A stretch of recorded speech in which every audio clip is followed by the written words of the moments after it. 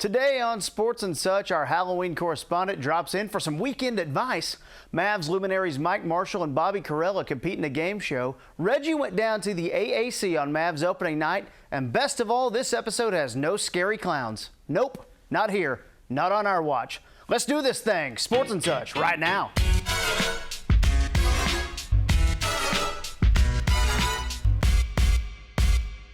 And welcome to Sports and Such. I'm your host, Kevin Turner. Let's jump right into this week's top stories.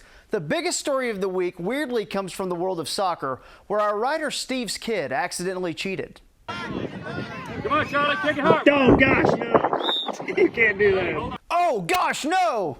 You have to love the proud father's reaction. It's as if little Charlie knew Uncle KT needed some material for his weekly monologue. In Cowboys news, let's go ahead and knock out our Sports and Such fan of the week. And this week it goes to table 6 at this wedding. Holy crap, that bear was huge.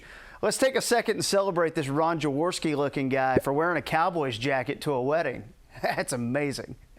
Earlier in the week, the Jets traded for Eagles backup quarterback Joe Flacco. At first, I was like, why would anyone trade for Grandpa Flacco? But then I remembered the Jets were running out creator of HBO's The White Lotus, Mike White, as Zach Wilson's backup. And because that was clearly a sick reference, we should probably run it back. I mean, this is called broadcasting, not narrowcasting, am I right? So here's take 2 of a below-average joke in 3, 2, 1. The Jets traded for Eagles backup quarterback Joe Flacco, and at first I was like, why would anyone trade for Grandpa Flacco? And then I remembered that the Jets were running out actor Mike White, most well known for playing the real Ned Schneebly in School of Rock. So you get it now. Speaking of the Jets, they continued to struggle, losing to the Patriots 54-13 last week. One Jets fan who paid money to attend the game said it felt like being punched in the face by a dog. Out of my way! Grab that dog! Meanwhile, the Detroit Lions remain winless on the season after their loss to the Rams. But for Lions fans, they're used to it. The loss was just another day in the office. Excuse me, ma'am! Watch out! That's the best movie I've never seen. In college football, we start with a joke that we've been forced to tell. As the CW has young Sheldon in syndication every weeknight, they asked us to work him into the mix on our show. And luckily, we found this footage of him attending a Baylor football game. Inducted into the Texas Sports Hall of Fame, Football Hall of Fame, apparently coming Baylor, up in March. I was going to say, Yeah, I think that dance move is apparently called the I Really Have to Pee. Young Sheldon, weekdays at 6 on CW33. That's a cross promotion. Well, as you know, Halloween is this weekend, and for some tips on how to greet trick-or-treaters in your neighborhood, we turn to our Halloween correspondent, Jesse Cubinet. Happy Halloween, Jesse. Happy Halloween, KT. So, Jesse, what's your plan for trick-or-treaters? Well, Halloween this year is one unlike any other, except for last year's. COVID is still a factor, and according to a recent survey on Facebook, 96% of Halloween candy is laced with poison and leftist ideas. That's why this year, I'm only handing out DVD copies of David Mackenzie's 2016 masterpiece, Hell or High Water. Okay, but isn't that an R-rated movie? It's a neo-Western crime drama that follows two brothers, played by Chris Pine and Ben Foster, who carry out a series of bank robberies to save their family ranch. Yeah, I've seen the movie. It's pretty good. That's right, Kevin. It was nominated for Best Picture and Best Original Screenplay. So just to be clear, you're not going to just give out like a Three Musketeers or a Snickers or something like that? With a crisp 122-minute runtime, it's the perfect film to throw on for the kids right before bed. Dude, I haven't bought a DVD in like 10 years. Like, where did you even get that? Oh, there's a bin full of them at Circuit City. I thought we covered this at Christmas last year. Circuit City closed in 2009. Well, wherever I was, I came into a buttload of Hell or High Water DVDs. It's a great film for the whole family. I feel like it's a pretty violent movie, though, right? Well, there may be some Shiner beer drinking and gun shooting in the film, yes. But kids are going to learn about that stuff anyway through Grand Theft Auto. Well, I appreciate your time, Jesse. The DVD is packed with special features, such as behind-the-scenes look at Enemies Forever, the characters of Hell or High Water, and a cinematographer's look at how they visualize the heart of America. Yeah, I think, Jesse, I'm just going to, hand out, Damaged Heroes, the performances of Hell or High Water. Jesse, we're out of time, man. I'm just going to hand out some candy and probably eat half of it myself. Suit yourself, Kevin. But don't come crying to me when your house gets egged or your next bank robbery goes sideways because you don't have a thoroughly vetted crew of child thieves who've all seen Hell or High Water. Wait. Are you handing out DVD copies of Hell or High Water to teach kids how to rob a bank? No, Kevin, don't be obtuse. If I wanted to do that, I'd be handing out copies of the Oceans franchise. All right, there he goes, our Halloween correspondent, Jesse Cubinet. Moving on to the NBA, there's a lot of drama for the Philadelphia 76ers as Ben Simmons continues to hold out after demanding to be traded. He did report to a practice last week, though, before quickly bowing out when asked to participate in a drill.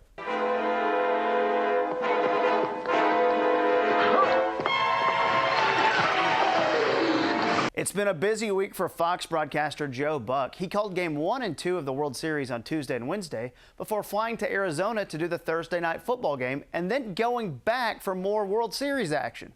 The only person busier than him is 49ers head coach Kyle Shanahan, who also moonlights as Kendall Roy in HBO's Succession.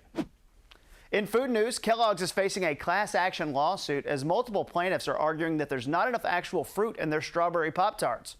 Elsewhere, many local baseball fans have filed a lawsuit claiming that there's not enough actual good baseball being played by the Rangers.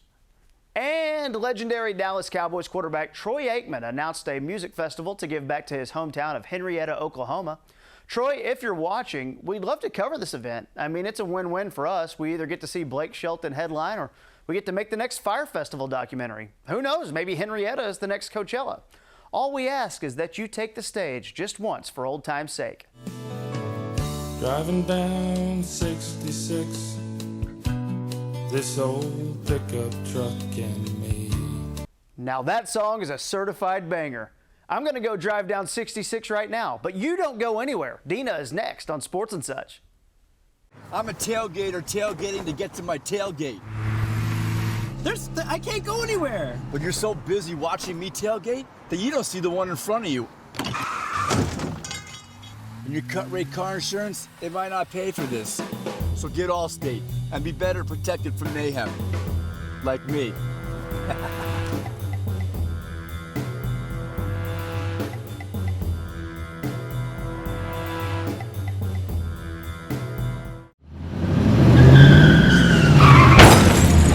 Being in a commercial truck wreck is a terrible ordeal. You're in pain and your life is on hold. As partners at Frankel & Frankel, we understand.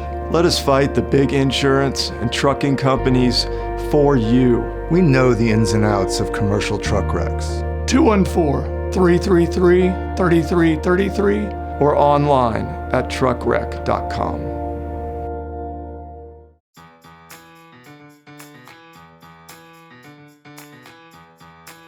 I'm Dina, host of Work Lunch. Normally for this segment, I sit down with someone interesting and we chat over some good food, but we couldn't get a guest this week, so instead, I'll be taking you all on a restaurant tour, meeting and chatting with Dallas-Fort Worth's most innovative and exciting owners and chefs. This would be a good time to pause the program and check the scores of your favorite college football team. Just kidding. Welcome to Work Lunch.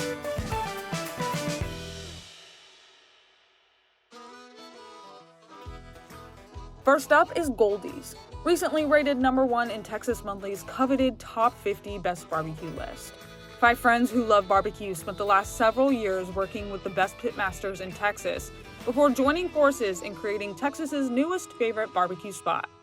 What was it like finding out that you got #1 in the top 50 list? It was huge. I mean, we've been a fan of like barbecue and that list for a long time. And we know like how that kind of stuff works and how it can like change your life pretty much. So for us to get top 50, yeah, we partied pretty hard. Man, that's a dream. Like you just start a restaurant with your boys and it's like successful and like here you are. Yeah. Haven't even hit 30 yet. Yeah, no, it's been really cool. I mean, we're super fortunate. And we like cooking barbecue and we like, serving people. We like the whole atmosphere of a barbecue restaurant. And I think that's what we try to nail here the best. And I think that's why they probably picked us, because we do a really good job of it's not just about the food, it's about the whole entire experience. Yeah. But it is still mainly about the food. It's the full experience for sure that kind of sets y'all above the rest, but the food's got to be good. Yeah, I think our trick personally is there's 5 owners and they're, we all have a stake in every single thing that we put out. You know what I'm saying? So like if I'm cooking the ribs, like they know if the ribs are bad to be like, hey man, the ribs are bad. You know what I'm saying? So so we all have, you know, we're all on top of each other like that. You know, anything that's bad, we won't serve anyway. So so the owner is cutting the food too. So he's going through it. He's, you know, quality controlling. Nothing. We think like we would never serve any bad food. You know, because it's our name on the building. So that, I think that's why, like, we don't just, you know, make the barbecue and then serve it all. You know, there's a whole lot that goes into it. So I think that's probably our secret. And then maybe like the Lowry's. I understand that you have an interesting tattoo. Well, I'm from Albany, Georgia. Okay. That's where I kind of grew up, and then I moved here. So here. Huge Falcons fan. Huge Falcons fan, huge Braves fan, Hawks fan. Go Cowboys, by the way. So yeah, I grew up there, and I'm a huge fan. And then like my first tattoo was a Atlanta Falcon logo, because I just thought that would be the coolest tattoo I could get. I had to be like 18, I guess. So just like I'm just gonna get this Atlanta Falcon logo, and I got it on my thigh right here. And then so then we were all watching the playoffs, like me and all the owners. We were watching the Falcons play the Packers to go to the Super Bowl, and so once they won that game, I was going nuts, and I was super pumped up, and I was like, I had just seen a Cowboys fan do that tattoo where it was like the Cowboys was like Super Bowl champs, but it was like mid-season, so it was like a little bit worse than mine. I think it was a little bit worse than mine, but I just seen that, and so I got inspired. Yeah, I got inspired. So the next morning, I think I had said something in, and the next morning we went and got the Super Bowl champs under that original Falcon tattoo that I got. But I did feel really good about them winning. I felt really good. So yeah, I predicted. So you were feeling pretty good first half. I mean, yeah, I was feeling great. What happened? They just pulled a Atlanta thing, and I was pretty pumped up, but I always had my like, I know they're gonna make it. They're either gonna make it really close or they're gonna lose, and I was always thinking, because that's just a really like, I mean, all Atlanta sports fans can agree that they just do like some really goofy stuff sometimes, like just goofy stuff. Like that's just what they do, and that's why we love them. So for those who don't know, the Falcons did not win the Super Bowl that day. Yeah. Do you mind showing us? I don't care. Yeah. All right, Super Bowl champs. Yeah, That never was. We found our sports angle. Sports and such. Yeah. Tune in next week when we hear from an owner who opened up a neighborhood spot that has it all, and from a man who was on the verge of closing his Japanese restaurant when his grandson and social media turned things around, as the Work Lunch Restaurant Tour continues. Donate your car to Cars for Kids and help Texans Can Academies. Does it have to be running? Nope. Does it help a great cause? Yes, you'll receive the highest possible tax deduction and a $50 Visa gift card. Plus, we tow the vehicle in any condition, and in some cases, we pick up same day. Help Texans Can Cars for Kids and visit carsforkids.org. The donation process is fast and easy, and remember, write off the car, not the kid.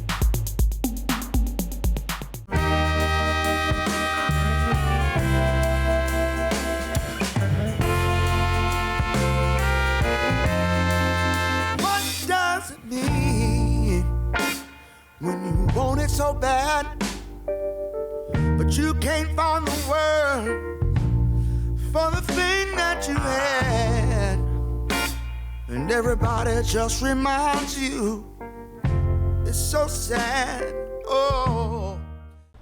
What's happening, everybody? Reginald Atatula for another edition of Streets and Such. Now it's basketball season, and before the Mavs start their season in earnest, we're here at the home opener for the Mavs to make sure that Mavs fans are prepared for this season by knowing their history. So let's play Name That Maverick with some Mavs fans, all right?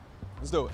You excited for the Mavs season? I am excited for the Mavs season. I'm very excited, yeah. How do you think it's going to go this year? I think it's going to be good. I mean, you know, you got Luka Doncic. You could put him and four of my friends on a team with him, and we're going to be pretty good. So, I mean, him with a lot of NBA players, I mean, we're going to have a good season again. We're going to make the playoffs. You know, live basketball, new coach, new front office.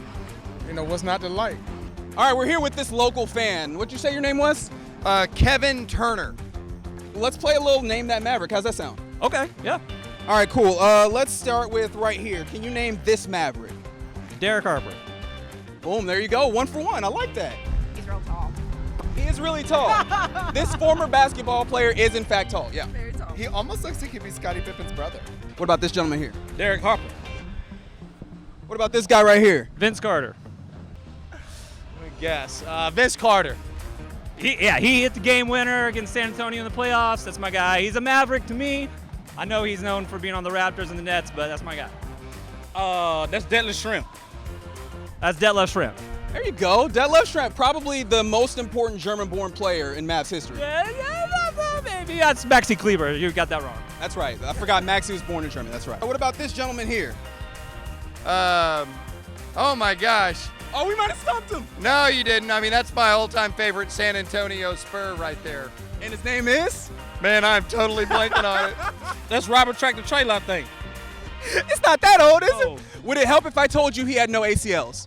No, I remember him. He was at University of Pittsburgh. He played at San Antonio. Then he went to Washington, and I can't remember his damn name for the life of me. Watkinson's Road. Blair. All right, let's try this guy.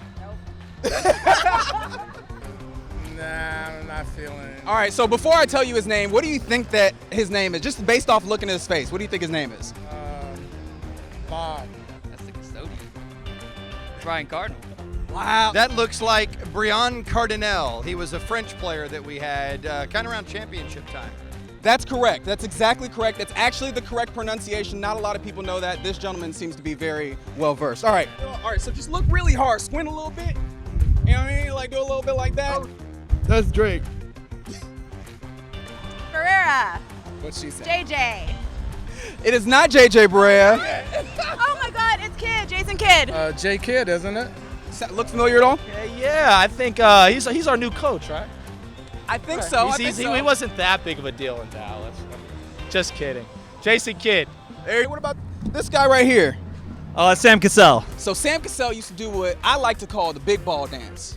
Okay. You think you've seen it before? Does that? No. All right. So when he like make a big three or something, he do this right here. Okay, yeah. You think you can hit the bit? No, I'm not gonna do it. I just did it. You're not gonna do it with me? I'm not gonna do it with you. Right there. Yeah. What do you think of the Mavs this season? What do you think they're gonna do? I don't want to make bold predictions going into the Houston game. I'm looking at an 81-1 season. That's fair, entirely doable. Yeah, and that's resting starters the final month. So I have really high expectations, and then we take it on to the NBA Finals. Fantastic. Thank you so much. Thank you, Reggie. There you go. Some Mavs fans got some right, some Mavs fans got some wrong, but there's nothing wrong with the so-so performance. Talking to you, Lone Star Emmys. You know you want to. Lone Star Emmys for sports and such. But anyways, Mavs fans got a little bit of a history lesson, and you know what? As long as the Mavs themselves on the court play well, everything will be great. I'm Reginald Atatula, and this has been Streets and Such. I'm Cash Saroy, and this is the Collectible Network, the world's first streaming network devoted to sports cards and collectible content of all kinds. You're live on the Collectible Network. Have you ever been in a sports card break? Try it. It's easy. Whoa! Win an online auction for your team, then watch our live stream on Twitch or YouTube, and all of the cards from the team you won get shipped to you the next day. You're amazing. Thank you for subscribing. Follow the Collectible Network on social media right now. The Collectible Network, where you are, we are. This is One of One. Hi, I'm Kevin Turner of Sports and Such, and this time of year, large electric invoices in Texas have become an occupational hazard. Let's face it, big bills cause big problems. And that's where a buddy of mine comes in. He's worked in the industry as an electricity consultant for 15 years, and he deals with multiple providers. Whether you're the owner of 8 restaurants in Dallas, or if you're moving into a 1-bedroom apartment in Wichita Falls, call Bo Hannis, because he's my friend. Let him save you some money, and he'll be your friend as well.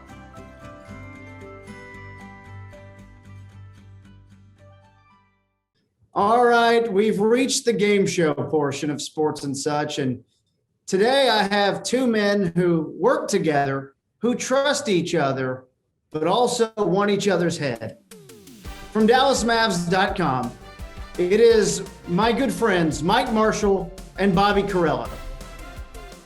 Hello, KT. Now here's the story here, is one of these guys have known a little longer than the other, and we'll see if that benefits him in this game show. I can read your mind. The first question is worth 1 point, men. 1 point. And because I graduated on the same day at UNT as Mike Marshall, I'll let him go first. I hope you understand, Bobby. No, it's all right. It's all right. I take solace in knowing that I'm like 50 years younger than you guys. Now, Mike, we'll start with you. We all know Shaquille O'Neal was a terrible free throw shooter, but what was his career free throw percentage? Man, I'm going to say 59% from the free throw. It's lower. It is lower than 59. Oh, wow. Over to Bobby. KT, I'm going to guess 54%. It's lower than 54%. That's embarrassing. 51. It's higher than 51. 52. It's higher than 52. 53. We got it. You suck so bad, Bobby. You're illiterate. Machine 1, Bobby 0. But we now go to the 2-point question. And we will start with Bobby. Bobby. And the underrated basketball comedy movie Semi-Pro, Will Ferrell plays the character Jackie Moon. What jersey number does he wear? Ooh. I'm going to guess 69. Lower. 33. That's correct, right? Someone watched Semi-Pro. It is 33. The old Scottie Pippen for Jackie Moon. I had the jersey. That doesn't surprise the Jackie me. Moon Flint Tropics jersey. Yeah, see, I only watch highbrow basketball movies like Space Jam 2. Do it for the culture. If it was a crappy basketball movie that was made in between my age 15 and 25 years, then I got it, bud. I got it. Don't worry about it. I'm getting embarrassed on TV. I'm sorry, Mom. Machine leads 3-0, but that brings us to the final countdown, the 5-point question. Oh, God. Okay. And because he's trailing, we will start with Bobby. Oh, don't have sympathy for him. Worked so well for me last time. I'm ready to do it again. He's an average age white male. Don't have sympathy for him. Don't give him things. Pathetic human. You think things are going okay for the straight white men out there? Yeah, he doesn't need any handouts. His mom does his laundry. That's not true. That's not true anymore. Not true anymore. Bobby, for the 5 points, what year did the CW network make its debut? 2017. It is lower, way before that. I go back to the days of Michigan J. Frog on CW and Animaniacs. So I'm going to say CW 33 has been around since 1999. It is above that. KT, I'm going to say 2012. It is lower than 2012. Ooh. Was David Olshansky an original employee? No clues. Joke for two people. 2010. It is lower than 2010. Ooh, okay. 2007. It is lower than 2007. Oh, buddy. Getting so close. 2004. It's higher than 2004. I hate these 50-50s. All right. I'm doing this. I'm holding it down. 2006. Let's do a quick Google search to confirm. Really prepare the answers. What a comeback! It's 2006. Bobby wins. That wasn't even a sports question. That wasn't even a sports question. Yes. No. Yes. No. Well, that's for lucky Louisville. for you guys. You I want don't some have plates. a prize. You want a couple plates. Yeah. A whole new. Yeah. What do I win, KT? 50 grand, 100 grand. Yeah, no, A car? I've got a Mavs bobblehead that I'll send to you. All right. I probably have 6 of them. But hey, 7's my lucky number. Truly, like no jokes or sarcasm, you were two of the best guys I know, and not just nice guys. I think you guys both have the backbone. You're good guys, and I love both of you. I've had you pegged for this for almost your entire life. Since 2006. Mm-hmm. It's 2006. I saw the CW come about, and I was like, "That's KT." You can follow these guys on the graphics right there at the bottom of your screen. They're great follows. They're great humans. Thank you, Bobby. Thank you, Mike.